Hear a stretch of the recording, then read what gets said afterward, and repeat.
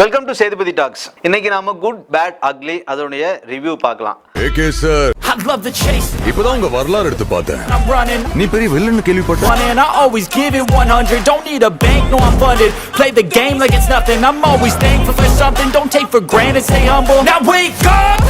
It's time to look at the enemy. Look in the mirror if he is no friend. பொதுவாகவே ஒரு தமிழ் படம் release ஆகுதுன்னா அது மேலே மிகப்பெரிய எதிர்பார்ப்பு இருக்கும். குறிப்பாக நம்ம தலை அஜித் அல்டிமேட் ஸ்டார் அவருடைய படம் ரிலீஸ் ஆகுதுன்னா அது நமக்கு திருவிழா போல தான். குட் பேட் அக்லி படம் ரிலீஸ் ஆச்சு. ஆனால் அதோட வைப்பு நேத்துல இருந்தே தமிழ்நாடு மக்களில் குறிப்பாக எல்லா இளைஞர்களுக்குமே பத்திக்குச்சுன்னு தான் சொல்லணும்.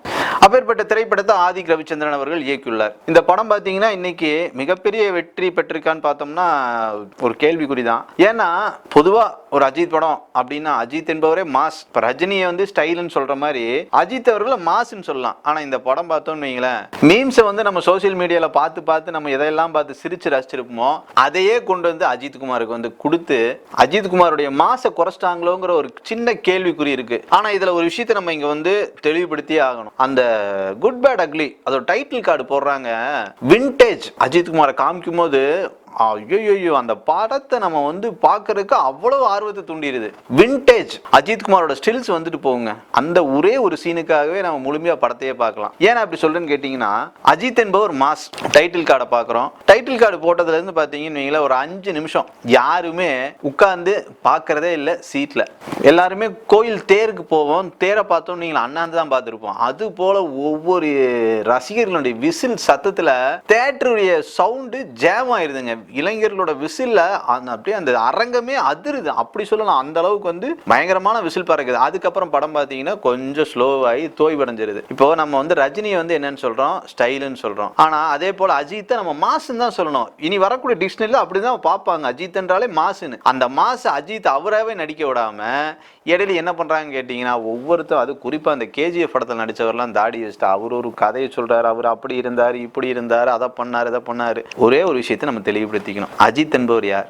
மிகச்சிறந்த நடிகர். அவர் கண்ணாடி போட்டா ஸ்டைலு, நடந்தா ஸ்டைலு, கோட்டு சூட்டு போட்டு நடந்து வந்தாலே ஸ்டைலு. அதை பண்ணியிருந்தாலே நல்லா இருந்திருக்குங்க. ஒரு 2.5 மணி நேரத்து படத்துல 2 மணி நேரம் அவரை நடக்க வச்சாலே நாங்க பார்த்துட்டு இருப்போம். அப்பேற்பட்ட நடிகனுக்கு இவங்க பில்டப்பை கொண்டு வரேன்னு சொல்லி வடிவேல் காமெடி மாதிரி பண்ணிடுறாங்க. இதை தவிர்த்திருக்கலாம். இது போன்ற சீன்களை மட்டும் தவிர்த்து இருந்தா இந்த படம் வந்து மிகப்பெரிய வெற்றி. ஆனா இதுல பாத்தீங்கன்னா கிட்டத்தட்ட அஜித்துடைய பாவம் மட்டும் இல்ல நடிகர் விஜயோட போட்டு எல்லா ரெஃபரன்ஸ் கொடுத்து அத்தனை படங்களையும் நமக்கு ரீகலெக்ட் பண்ணி நம்மள ஒரு 2-2.5 மணி நேரம் சந்தோஷத்துல வச்சிருக்காங்க. குறிப்பா ஒரு சீனை நம்ம சொல்லியான தருணத்துல ஸ்பெயின் போலீஸ் அந்த ஏரோட்ரம் ஏர்போர்ட்ல இருந்து வருவாங்க. அப்போ அஜித் குமார் தலை நடந்து வருவாரு. ஸ்பெயின் போலீஸா இல்ல அஜித் குமார் தானா அப்படிங்கறதே கன்ஃபியூஸ் ஆயிரும். அவ்வளவு அழகா இருப்பாங்க. அந்த சீன்லாம் பாக்குறதுக்கு அவ்வளவு மாசா இருக்கும். அந்த ஒரு சில சீன்களை மட்டும் தவிர்த்து படம் வந்து ஜெட் ஸ்பீட்ல போயிருக்கும். விடாமுயற்சிக்கு நம்ம வந்து என்ன எதிர்பார்த்து போய் மனசுடைஞ்சு வந்தோமோ, ஆனா இதுல பாத்தீங்கன்னா அஜித் குமார் அவ்வளவு அழகா காமிச்சிருக்காங்க. ரெஃபரன்ஸ் எல்லாம் எடுத்து நம்ம மனசுல அவ்வளவு சந்தோஷமா இருக்கு. சோசியல் மீடியால பாத்தீங்கன்னா ஒரு பனி போரே நடந்துட்டு இருக்கு. ஒரு பக்கம் என்னன்னா இவங்க அனில் குஞ்சுன்னு சொல்றதும், இவங்க ஒரு பக்கம் ஆம குஞ்சுன்னு சொல்றதும், இவங்க தளபதி ரசிகர்களுக்குள்ள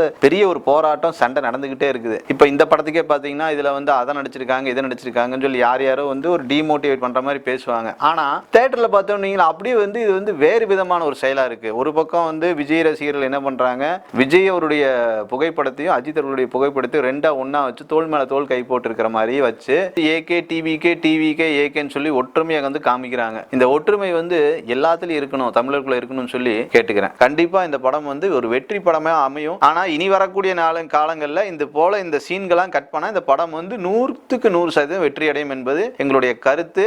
ஏன் அப்படி சொல்லணும்னா இன்னைக்கு முதல் நாள் ரசிகர்களுக்கு உண்டானது. ரசிகர்கள் என்ன பண்ணாலுமே வந்து அதை ஏத்துக்குவாங்க. இனி வர வெள்ளி சனி ஞாயிறுலாம் வந்து விடுமுறை நாட்கள், அதுல கொஞ்சம் ஒரு சில சீன்கள்லாம் கட் பண்ணிட்டோம்னா உண்மையாலுமே இந்த படம் பார்க்கறதுக்கு அவ்வளவு அருமையா இருக்கும்னு சொல்லி கேட்டுக்கிறேன். மீண்டும் ஒரு அடுத்த தல திருவிழாவில் சந்திப்போம்.